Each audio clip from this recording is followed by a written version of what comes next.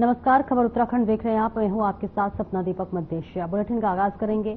उत्तराखंड जल संस्थान संविदा श्रमिक संघ शाखा जनपद टिहरी गढ़वाल क्षेत्र के देवप्रयाग द्वारा अधिशासी अभियंता जल संस्थान को 10 अक्टूबर 2024 को मुख्य महाप्रबंधक उत्तराखंड जल संस्थान नेहरू कॉलोनी देहरादून के साथ श्रमिक पक्ष एवं प्रबंधन पक्ष के बीच 15 बिंदुओं पर लिखित समझौता हुआ था, जिसका पालन दिसंबर 2024 में सभी डिवीजनों में लागू होना था। लेकिन इस संबंध में देवप्रयाग शाखा श्रमिक लाइनमैन वॉलमैन श्रमिकों ने अधिशासी अभियंता को कई बार मौखिक एवं लिखित में वर्तमान समय तक श्रम मानकों के तहत 25% वेतन एवं एकमुश्त एरियल की राशि का भुगतान समझौते की शर्तों के अनुसार करने को कहा।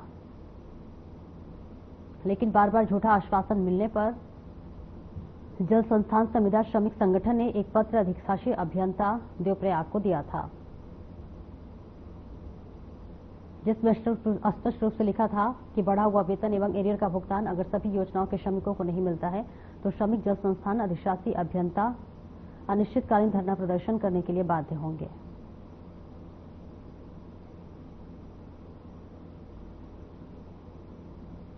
श्रमिक हैं जो पंपिंग प्लांटों में ऑपरेशन वगैरह का काम करते हैं, इनका जो संचालन के टेंडर होते हैं तो वो बीच में साल में 2 बार बढ़ते हैं। तो इनका अप्रैल से और इस 24-25 वित्तीय वर्ष में बढ़ा नहीं था, मतलब बढ़ गया था पर हम दे नहीं पाए थे। तो उसका एक तो एरियर का था जो हमें अप्रैल से सितंबर तक का देना है उन्हें। तो इसमें हमने जो इनके जितना भुगतान इनको होना है उसकी डिमांड मुख्यालय को भेज दी। तो जैसे पैसा आएगा वो हम इनको करवा देंगे। 15 अप्रैल का इसमें टाइम दे दिया गया है, 15 अप्रैल 2025 को।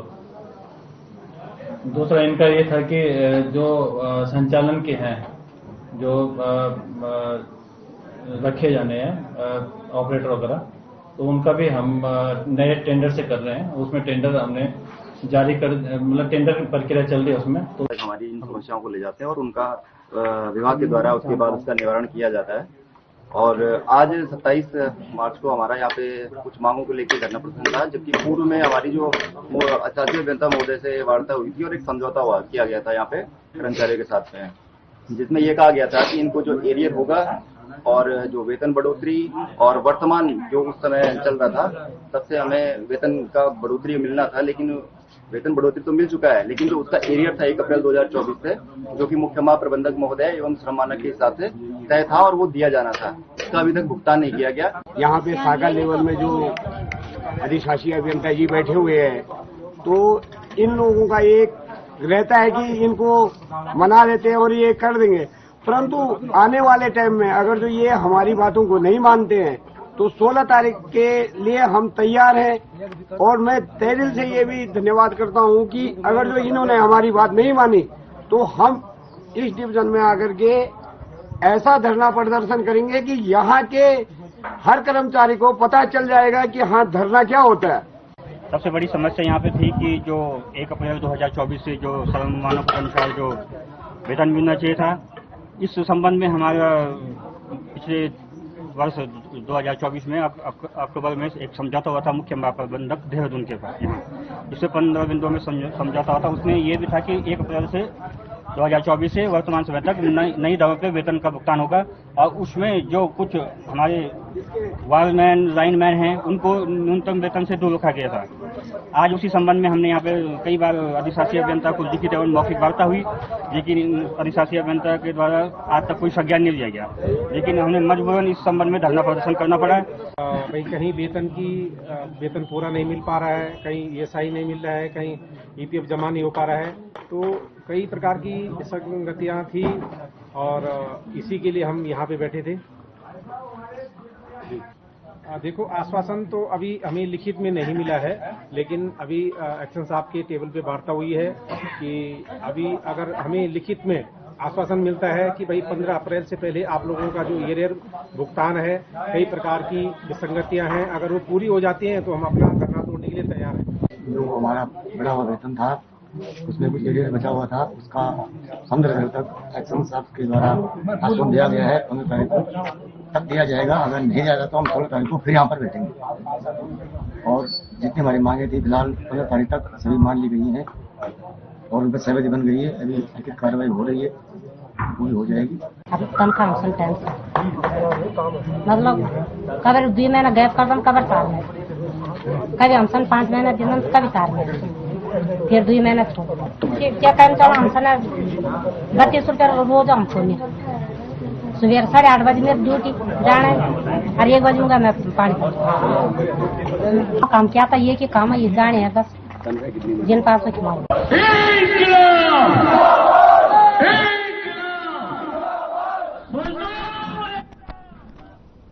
उत्तराखंड में गर्मियां शुरू होते ही वन विभाग के सामने सबसे बड़ी चुनौती वनाग्नि की होती है, जिसकी रोकथाम के लिए वन विभाग हर साल नए प्रयोग करता है।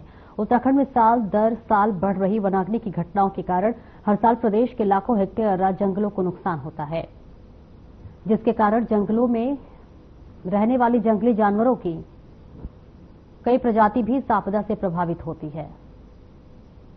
पिछले साल प्रदेश में वनाग्नि की 21,033 घटनाएं सामने आई हैं, जिसमें 1,80,000 हेक्टेयर जंगल जलकर बर्बाद हो गए। रोकथाम के लिए विभाग में एक ऐप और हेल्पलाइन नंबर 1932 भी जारी किया गया है और आपातकाल की स्थिति में सेना के हेलीकॉप्टर की मदद ली जाती है, जिससे वन अग्नि की रोकथाम में मदद मिलेगी।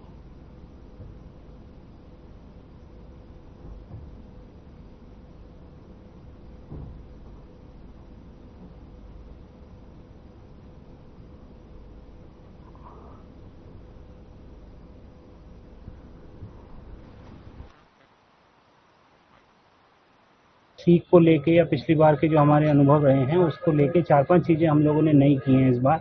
सबसे पहला तो ये है कि एक इंसिडेंट रिस्पांस टीम मतलब कि केवल वन विभाग की जिम्मेदारी नहीं, पूरे राज्य में जितने भी संबंधित विभाग हैं सभी की जिम्मेदारी।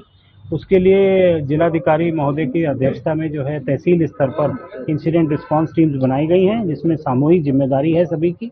दूसरा एक कदम हम लोगों ने उठाया है कि सामुदायिक जन सहभागिता को और सुदृढ़ करने के उद्देश्य से जो हमारे अल्मोड़ा वन प्रभाग में शीतला खेत मॉडल था, उसको हम लोग जो है अन्य वन प्रभागों में भी क्रियान्वित करने के लिए एक्सपोजर विजिट्स कराई गई हैं। के लिए वनाग्नि नियंत्रण और प्रबंधन के लिए वन विभाग ने पूरी तैयारी कर रखी है और इस वर्ष हमने जितने भी इसकी तैयारी में कार्य करने थे वो सब हम कर चुके हैं और विशेषकर मैं कहूँगा जन सहभागिता के लिए 5000 से अधिक हमने कार्यक्रम किए हैं गांवों में, कस्बों में, हर जगह, जिसमें 1,30,000 से ज्यादा लोगों ने प्रतिभाग भी किया है सीधी तौर पे। और इसके अलावा मीडिया और अन्य माध्यमों से भी हमने काफी प्रचार प्रसार किया है ताकि हमें और ज्यादा जन सहभागिता मिले। जन सहभागिता के लिए हम लोगों ने इस साल एक नवाचार ये भी किया है कि शीतला खेत में हमने प्रदेश के विभिन्न ग्रामों से लोगों को ले जाके उनको शीतला खेत मॉडल के बारे में प्रत्यक्ष दिखाया, उनको एक्सपोजर विजिट पे हम लोग लेके गए हैं। खबर गदरपुर से, जहां 15 बटालियन एनडीआरएफ परिसर के नॉर्थ जोन के उप निरीक्षक गंभीर सिंह चौहान ने वार्षिक निरीक्षण किया। इस मौके पर बोलते हुए गंभीर सिंह चौहान ने कहा कि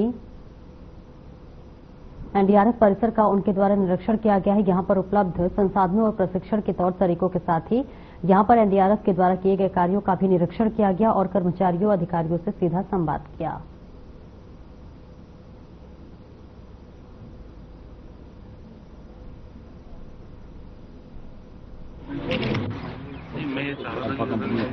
पूरे उत्तराखंड की जिम्मेवारी दी गई है किसी तरह की आपदा या कोई भी घटना दुर्घटना होने पर। और पिछले 4-5 साल में इस बटालियन ने बहुत ही अलग अलग तरह के और बहुत महत्वपूर्ण ऑपरेशंस किए हैं। जैसे अभी रिसेंटली आपने देखा होगा माणा में जो एवलांच आया था, उसमें लोग फंसे थे, उसमें यहाँ से टीम तत्काल गई थी और पूरा अपना काम करके वहाँ पे लोगों को बचाया है और उस ऑपरेशन को बड़ी सफलतापूर्वक किया है। पिछले वर्ष जो 4 धाम यात्रा हुई थी केदारनाथ गौरीकुंड में, जो भयंकर आपदा आई थी, उसमें इस बटालियन ने बहुत ही सराहनीय कार्य किया, लोगों को बचाया भी है, लोगों की मेडिकली भी हेल्प करी है और साइकोलॉजिकली बहुत हेल्प करी है। और इसके अलावा कहीं पर भी जब कोई दुर्घटना, आप देख रहे हैं अभी टेम्परेचर बढ़ रहा है, फॉरेस्ट फायर एक बहुत बड़ा मुद्दा, जो जंगल की आग एक बहुत बड़ा मुद्दा उत्तराखंड में अभी चल रहा है।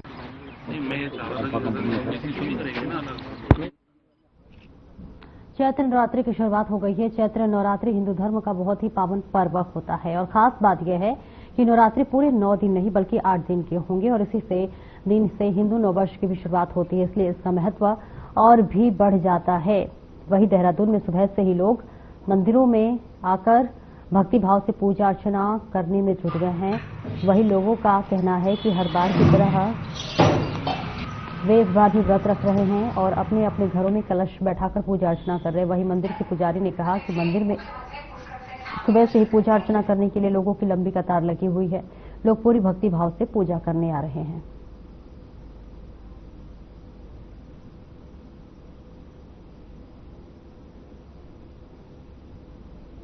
यहाँ नव दुर्गा का पर्व होता है और माँ के 9 स्वरूपों की पूजा होती है, जिसमें कलश स्थापना होती है और उसको हम पूजते हैं। और जो भी श्रद्धा है, विश्वास है, जिसकी भी है हिंदू सनातन धर्म की, और हम आम लोगों की वो सारी इच्छाओं को माँ पूरी करती है।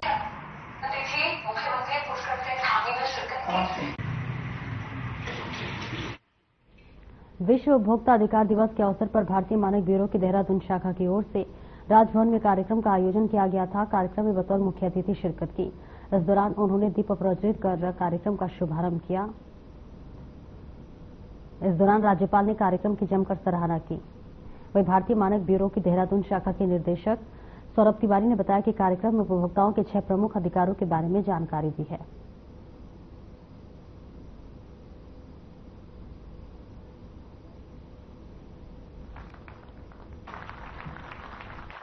आज बहुत अच्छा लगा कि आज हम पूरे परिवार ने इकट्ठा होकर विश्व उपभोक्ता दिवस मनाया है।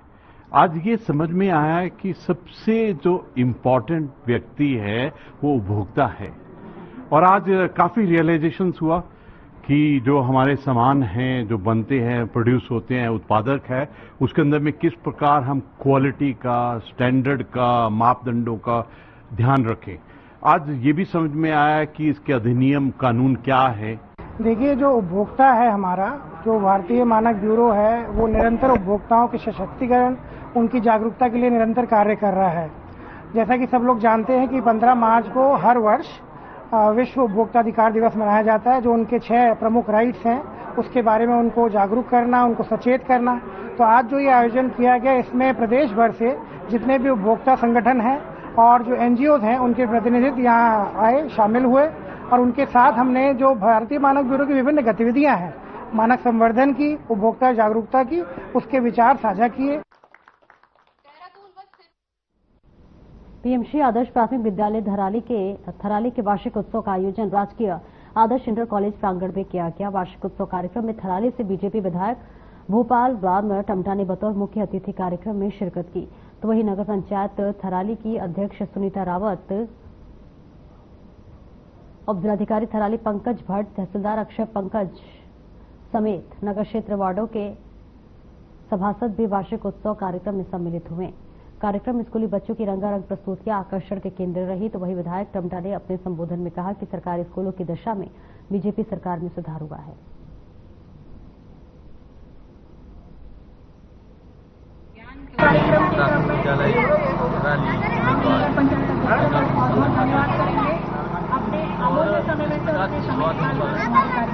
विद्यालय परिवार ने की है, ये बधाई की बात है। आज उन्होंने इस विद्यालय की नई शिक्षा नीति और पीएमसी में जो सुविधाएं शिक्षा की यहाँ पर व्यवस्था की गई है, उससे बहुत सारे स्थानीय स्तर पर लोग आए थे, तो इस बात को महसूस करेंगे। और प्राथमिक विद्यालयों में निश्चित रूप से छात्र संख्या चिंतनीय जरूर है, लेकिन यहाँ पर ये जो विद्यालय खुला है और मैं समझने की हम सब लोग अगर प्रयास करेंगे।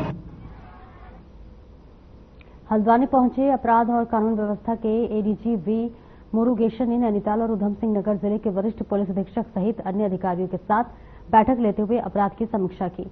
बैठक में डीआईजी कुमाऊं रिद्धिम अग्रवाल भी मौजूद रहीं। इस दौरान वी मुरुगेशन ने बैठक में पुलिस क्षेत्र अधिकारी की कार्यशैली और उनके कानून व्यवस्था का आकलन किया। इसके अलावा वांटेड अपराधियों की धरपकड़ में तेजी लाने और लंबित मामलों को जल्द सुलझाने के निर्देश दिए। बैठक में ड्रग्स फ्री उत्तराखंड को लेकर तेजी से कार्रवाई करने के निर्देश दिए गए। इसके अलावा ईद सहित अन्य पर्वों के लिए शांति और सुरक्षा व्यवस्था पुख्ता बनाए जाने के भी निर्देश दिए गए। पे रिव्यू करा है। एक तो हमारा सर्कल ऑफिसर्स है, उनका कार्यप्रणाली, उनके परफॉर्मेंस को हमने रिव्यू किया, और दूसरा हमारे जो क्राइम ड्राइव चल रही है, वांटेड लोगों का अरेस्ट करना है, ये दोनों हमने किए हैं।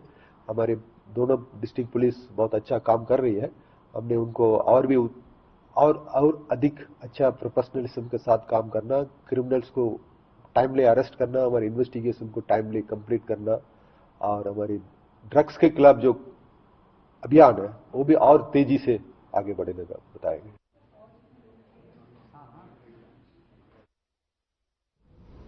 सोमेश्वर में सड़क किनारे खड़ी एक कार में एकाएक आग लग गई। सूचना मिलने पर मौके पर पहुंची पुलिस ने आग पर काबू पाया गया। तब तक पूरी तरह से जलकर कार खाक हो चुकी थी। आग लगने का कारण शॉर्ट सर्किट बताया जा रहा है। पुलिस के मुताबिक रविवार तड़के करीब 2 बजकर 45 मिनट पर सूचना मिली कि थाने में करीब 100 मीटर की दूरी पर कूड़े के ढेर में आग लगी हुई है। इस पर थानाध्यक्ष कश्मीर सिंह टीम के साथ मौके पर पहुंचे और वहां जाकर देखा तो आग कूड़े के ढेर में नहीं, एक कार में लगी हुई थी। पुलिस टीम ने तत्काल आग बुझाने के प्रयास शुरू कर दिए। बाल्टी से पानी ढोकर आग बुझाना शुरू किया। कड़ी मशक्कत के बाद आग पर काबू पाया जा सका।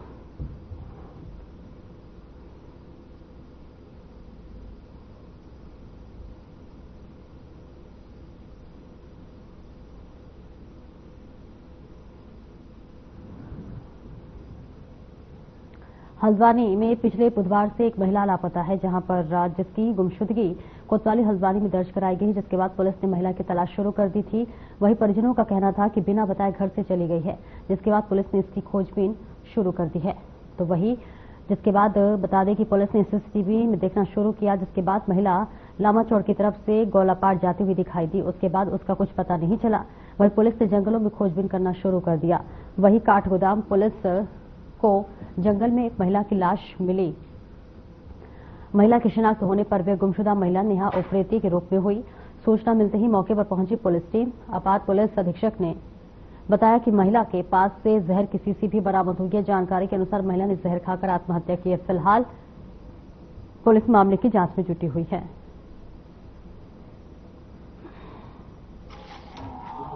ये एक महिला की गुमशुदगी 26 तारीख को प्राप्त हुई थी कि ये मानसिक रूप से कुछ अस्वस्थ थी, बिना बताए घर से चली गई थी। इसमें मिसिंग दर्ज थी और हम सीसीटीवी के माध्यम से हमने इसको ट्रैक किया तो इसका काठगोदाम क्षेत्र में कालीचौड़ मंदिर की तरफ इसको देखा गया। उसके बाद इसकी आगे कोई जानकारी नहीं मिलने के कारण आज वहाँ उस जंगल में कॉम्बिंग कराई गई। कॉम्बिंग के दौरान ही इसकी बॉडी मिली है और इसने जहर खाकर आत्महत्या की है, क्योंकि आसपास उसकी एक शीशी मिली जिसमें कुछ लगता है उसने कुछ पॉइजन खाया है।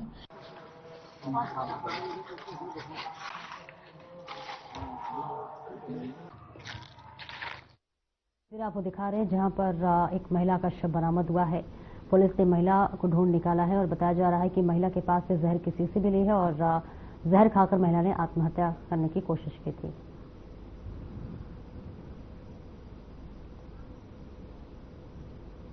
और अब सीधे लिए चलते आपको रुड़की, जहां मां गंगा आरती का शुभारंभ हुआ है, जहां लक्ष्मी नारायण घाट पर उत्तरी गंग नहर पर आरती का कार्यक्रम हुआ है, जहां पर मुख्यमंत्री पुष्कर सिंह धामी गंगा आरती में शामिल हुए हैं।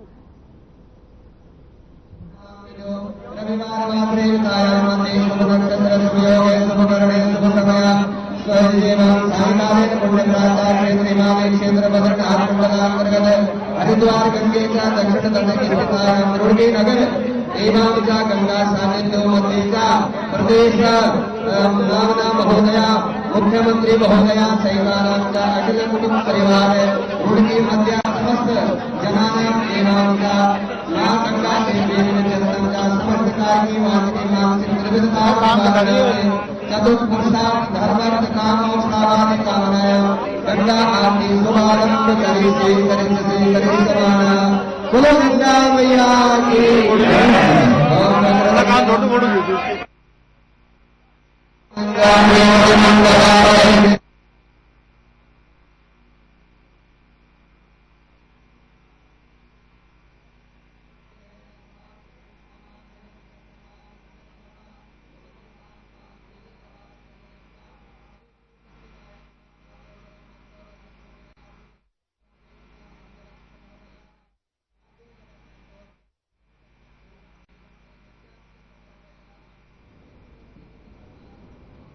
ओम मां दुर्गा भगवती नमः। मां गंगा देवी नमः। ओम पापापहारि दुरितारि तरंगधारि सैलाल प्रचारि गिरिराज गुहाविहारि गंगाधकारी हरिकाल जलोकारी गंगा पुनात सदगम शुभ कार्यवारी गंगा गंगे तयो भूयात् योजनानां सदैरपि मुच्यते सर्व पापेभ्यो विष्णुलोकं गच्छन्ति। मां गंगा देवी नमः। हिरण्यवर्णां करुणां सर्वनां गंगां हिरण्यं जातवे उमाहारतां कावाचारवेदो लक्ष्मी मनोरामे नित्यं हिरण्यं निर्देयं दासं पुरुषाणम् अन्नपूर्णाप्रदमाद्यं अस्तेनावतरोदरि श्रीमं देवोपस्यं श्रीमं देवोपस्यं कान्तस्मितावरिण्यं प्रकाशमानं जलन्तं सर्वदां सर्वैते सर्वैस्तां भगवानं तमयो गौरीशं चन्द्रां प्रभासं रससंगलतं त्रिलोके देवविश्वासं खड्गं चक्रदेवता परिगां चोलं मुघण्टं शिरा शङ्खं सततं विकरञ्जनेन सर्वाङ्गभूषावतां एवास्मदुदिमासकालदशतां श्रेये महाकालिकां यावत्तौ प्रभते हरो मदजो हन्तो मदो केशदम्मा विदुत्तां समप्रभावगपते सन्दासितां भीषणां कन्यां गर्वाकेशविदन्तदान्ता विराजितां हस्ते चक्रगदासिकेन विधितां शापं गुणं तरणे विप्राणामनलाटकां सततगां दुर्गां निर्णयेतां बले नागजननी प्रभनं शैलपुत्रीं दुर्जं ब्रह्मचारिणीं कन्यां चक्रगण्डेति मुस्कण्डेति चतुर्भं पंचमं स्कन्दमातेति षष्ठमं कात्यायनिका सप्तमं कालरात्रि नमा गौरीशकर्षमं नमः शिवदात्रे सर्वदुर्गा प्रकीर्तिता आदिशक्ति मां जगन्नाथी महाकाली भवानी नमो नमः। सर्वे पुष्पाण्डेति सर्वतमं पंचमं स्कन्दमातेति षष्ठमं कात्यायनिका सप्तमं कालरात्रि नमा गौरीशकर्षमं नमः शिवदात्रे सर्वदुर्गा प्रकीर्तिता उक्ताने कमाने नमः आदिशक्ति मां दुर्गा भगवती नमः। पंचांग पूजा वीडियो को ऐसे घुमाना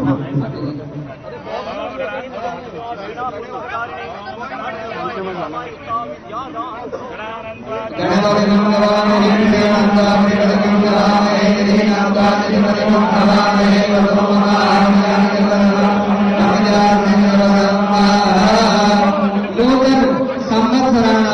लोकन संवत्सराणां पुनः सिद्धार्थेन संवत्सर एवं सर्वे भोजनेभ्यो नमः।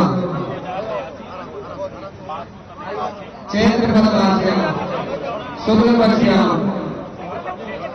प्रतिपदानां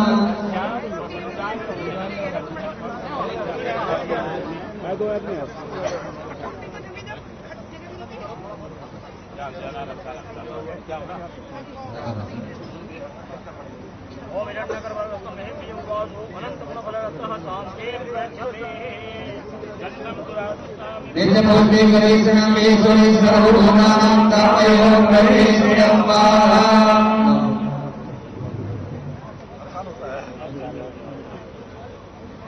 अभिषेक करेंगे आप दूध पहले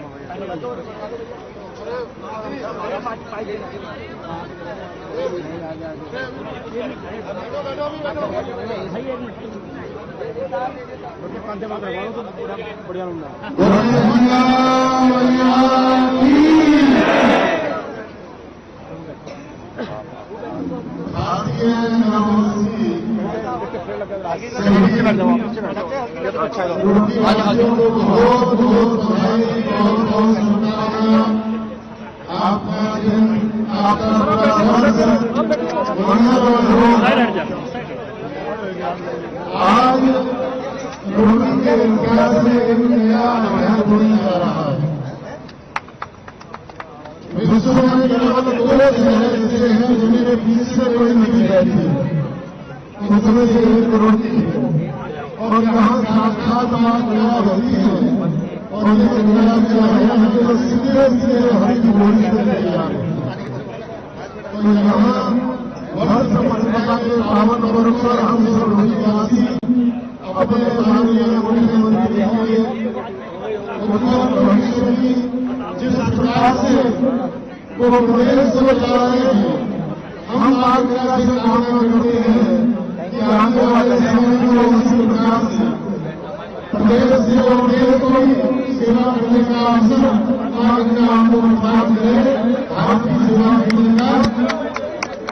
और ये आपकी जो आगे चालू हो रही है, ये आपकी जो आंदोलन करती रहे, उसके लिए श्री गंगा महासभा रोटी का गठन होना चाहिए। उसके लिए श्री गंगा महासभा रोटी का गठन होना चाहिए। और मैं क्योंकि हमारे शहर के बहुत ही कर्मयोगी व्यवसायी और हमारे समाज उस गंगा महासभा के गठन के लिए सहयोग सेवा में श्री ललित अग्रवाल जी की घोषणा करता हूँ। ललित मोहन अग्रवाल जी शहर के समस्त लोगों के फिलहाल इस बुलेटिन में इतना ही। नमस्कार।